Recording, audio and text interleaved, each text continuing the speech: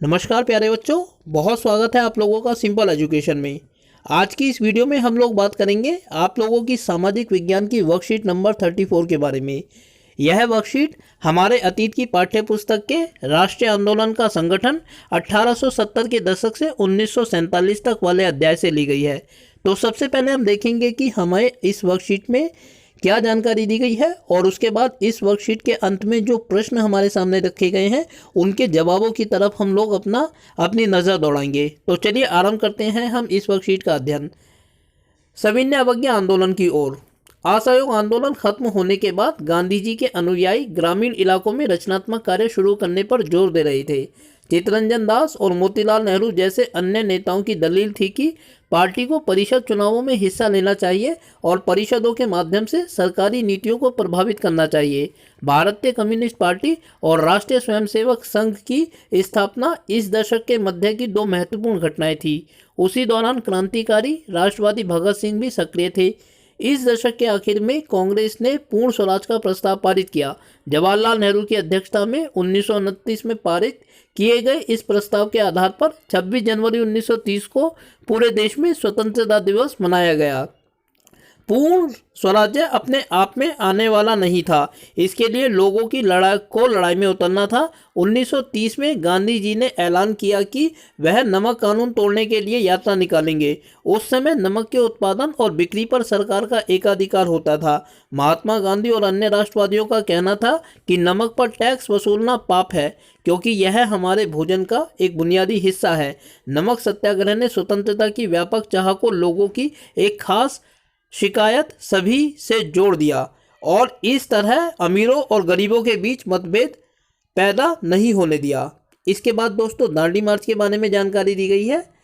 गांधी जी और उनके अनुयायी साबरमती से 240 किलोमीटर दूर दांडी तट पैदल चलकर गए और वहां उन्होंने तट पर बिखरा नमक इकट्ठा करते हुए नमक कानून का सार्वजनिक रूप से उल्लंघन किया। उन्होंने पानी उबालकर भी नमक बनाया। इस आंदोलन में किसानों, आदिवासियों और महिलाओं ने बड़ी संख्या में हिस्सा लिया। नमक के मुद्दे पर एक व्यावसायिक संघ ने पत्र प्रकाशित किया। सरकार ने शांतिपूर्ण सत्याग्रह आंदोलन को बर्बरतापूर्वक कुचलने का प्रयास किया। हजारों क्रांतिकारियों को जेल में डाल दिया गया। भारतीय जनता ने के साझा संघर्ष के चलते आखिरकार 1935 में गवर्नमेंट ऑफ इंडिया एक्ट में प्रांतीय स्वायत्तता का प्रावधान किया गया।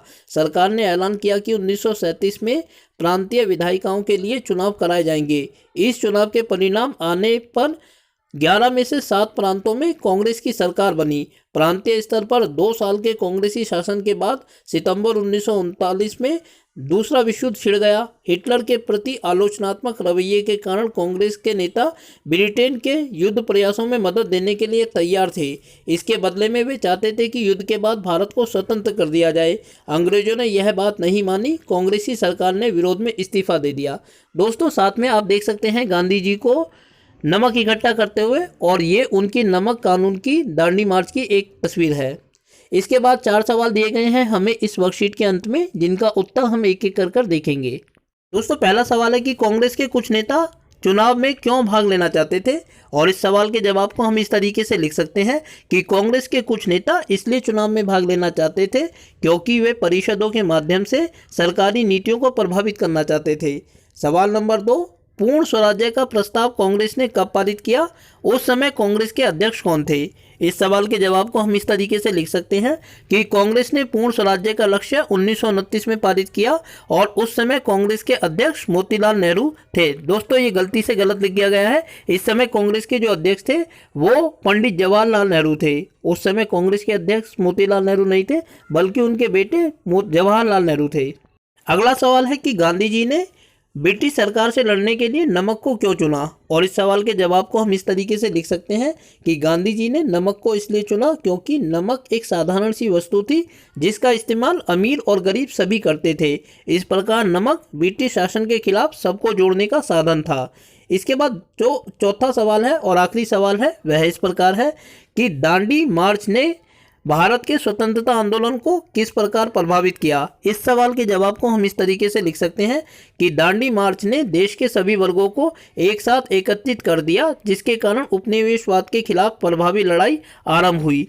तो दोस्तों, ये थी आप लोगों की आज की सामाजिक विज्ञान की वर्कशीट नंबर 34। उम्मीद करता हूं कि आपको वीडियो अच्छी लगी होगी और साथ ही आपसे अनुरोध करता हूं कि यदि वीडियो अच्छी लगी तो वीडियो को लाइक करें और चैनल को सब्सक्राइब जरूर करें। साथ ही आगे आने वाली वीडियोस को देखने के लिए जुड़े रहें मेरे साथ मेरे इस यूट्यूब चैनल पर, जिसका नाम है सिंपल एजुकेशन। वीडियो को देखने के लिए आपका बहुत बहुत धन्यवाद दोस्तों।